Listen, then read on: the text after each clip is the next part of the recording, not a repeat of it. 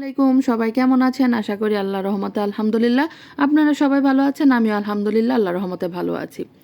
আজকে আমি রান্না করেছি ভাইরাল সেই পাকিস্তানি পাশ বিফ। এই যে দেখুন তো আমি এটা কীভাবে রান্না করেছি, দেখেন তো মাংসটা দেখতে কতটা সুন্দর হয়েছে আর খেতেও কিন্তু দারুণ হয়েছে। এটা কিন্তু আমি গতকালকে করেছি আর আমি এখন রোজা রেখেছি, তাই আর কিছু বললাম না। তাহলে চলুন এটা আমি কীভাবে রান্না করি আপনারা দেখে নেন। এই যে প্রথমে একটা আমি প্যান গরম করে তার মধ্যে দিয়ে দিলাম ঘি। আর এখানে দেখেন তো আমি মাংসের পিসগুলো কিন্তু রেগুলার কাটের চেয়ে একটু বড় করে নিয়েছি। আর এখানে কিন্তু আমি হাড় চর্বি সহ মাংস নিয়েছি। নিয়ে এটা আমি সুন্দর করে ঘিয়ের সাথে ভালো করে মিশিয়ে নেব। মিশিয়ে যত সুন্দর করে এটা মেশাবে ততটা ফ্লেভারফুল হবে। এই যে এর মধ্যে আমি দিয়ে দিলাম কিছু কাঁচামরিচ। এখানে 6 থেকে 7টা কাঁচামরিচ নিয়েছি আমি। আমরা যেহেতু বাঙালি, ঝাল ছাড়া তো আমাদের চলেই না, তাই আমি এখানে কিছু মরিচ অ্যাড করেছি। আপনারা চাইলে এটা অ্যাভয়েড করতে পারেন, কোনো প্রবলেম নেই। এই পর্যায়ে এসে আমি আরেকটু নেড়েচেড়ে মিশিয়ে নেব। এখানে কিন্তু আমি লবণ ব্যবহার করিনি, আপনারা লক্ষ্য করেছেন। তার মধ্যে দিয়ে দেবো আমি 10 থেকে 12টা গোলমরিচ।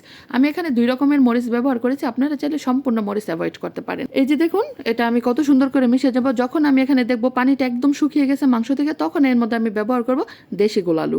হ্যাঁ, দেশি আলুটা দিলে এটা টেস্টটা দারুণ আসে, আপনারা দেশি আলুটা দেওয়ার চেষ্টা করবেন। এই যে দেখুন কত সুন্দর করে যখন মিশানো হয়ে যাবে, তার মধ্যে আমি দিয়ে দেবো জলের জন্য পানি। জলের পানিটা কিন্তু আমি সম্পূর্ণ ডুবো ডুবো করে দেবো। এই যে দেখুন কত সুন্দর করে দিয়ে দিলাম পানিটা আমি। পানিটা যখন দিয়ে দিব, যখন বলক চলে আসবে, তখন এর মধ্যে দিয়ে দেবো আবার ঘি। অবশ্যই এখানে ঘিটা ব্যবহার করবেন, না তো মাংসের র ফ্লেভারটা আসলে কিন্তু, আমি আবারও বলছি, মাংসের র ফ্লেভারটা আসলে কিন্তু ভালো লাগবে না। তাই সম্পূর্ণ এটা ঘিয়ে রান্না করবেন, আপনারা কিন্তু তেল ব্যবহার করবেন না। এর মধ্যে একটা তাওয়া বসিয়ে তার মধ্যে আমি দিয়ে দিলাম মাংসের কড়াইটা, তার মধ্যে দিয়ে দিলাম কিছু কাঁচামরিচ আর দিয়ে দিলাম লবণ। এই যে দেখুন আমি মাংসের যে তেলটা সেটা কিন্তু আমি এখান থেকে বের করে নেব।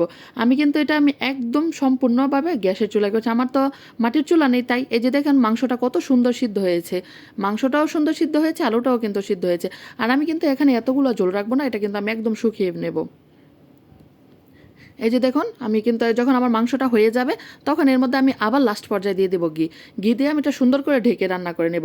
এই যে দেখুন কত সুন্দর হয়েছে। আচ্ছা, আমার ভিডিওটা যদি আপনাদের ভালো লাগে অবশ্যই আমার পাশে থাকবেন, লাইক করবেন, ফলো দিবেন, শেয়ার করবেন। আর আমার আল্লাহ হাফেজ, বাই।